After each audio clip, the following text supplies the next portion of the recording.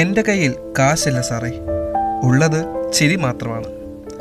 മലയാളികളെ പതിറ്റാണ്ടുകളായി പൊട്ടിച്ചിരിപ്പിച്ച സലീം കുമാറിൻ്റെ സിനിമാ ജീവിതത്തെ ഒറ്റ വാക്കിൽ ഇങ്ങനെ പറയാം. തിയേറ്ററുകളിൽ നമ്മളെ പൊട്ടിച്ചിരിപ്പിച്ച് ആ പ്രിയതരം ഒടുവിൽ അരങ്ങൊഴിഞ്ഞു. മിമിക്രി വേദികളിൽ നിന്നും വെള്ളിത്തിരയിലേക്ക് എത്തിയ ഈ മനുഷ്യൻ വെറുമൊരു കോമഡി നടൻ മാത്രമായിരുന്നില്ല. മണവാളനും പ്യാരിയും ഡാൻസ് മാസ്റ്റർ വിക്രമുമായി നമ്മളെ ചിരിപ്പിച്ചു കൊന്ന അതേ സലീം കുമാർ, അച്ഛനിറങ്ങാത്ത വീട്, കറുത്ത പക്ഷികൾ എന്നീ സിനിമകളിലൂടെ നമ്മുടെ കണ്ണ് നിറയിച്ചു.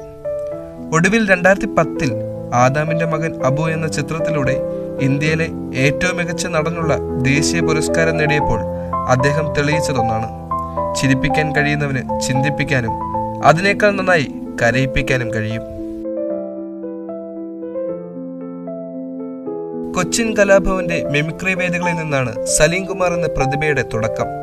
അവിടുന്ന് സിനിമയുടെ വലിയ ലോകത്തേക്ക് എത്തുമ്പോൾ ചിരിയുടെ ഒരു പുതിയ വസന്തത്തിനാണ് അദ്ദേഹം തുടക്കമിട്ടത്.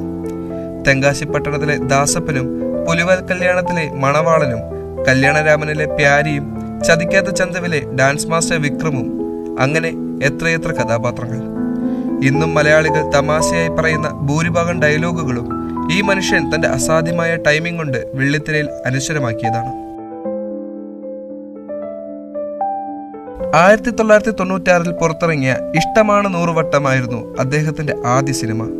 പ്രധാനമായും മലയാള ചലച്ചിത്രങ്ങളിലാണ് അഭിനയിച്ചതെങ്കിലും മരിയാൻ ഉൾപ്പെടെയുള്ള ചില ശ്രദ്ധേയമായ തമിഴ് ചിത്രങ്ങളിലും അദ്ദേഹം വേഷമിട്ടിട്ടുണ്ട്.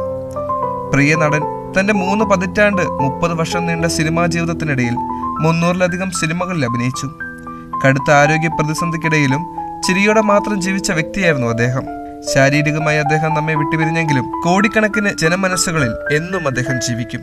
മലയാളികൾക്ക് സമ്മാനിച്ച വലിയ ചിരികൾക്കും മനസ്സിൽ തറച്ച ചിന്തകൾക്കും നന്ദി. മലയാളത്തിന്റെ പ്രിയപ്പെട്ട സലീം കുമാറിന് വിട. മലയാളത്തിന്റെ ചിരി സുൽത്താന് ആദരാഞ്ജലികൾ.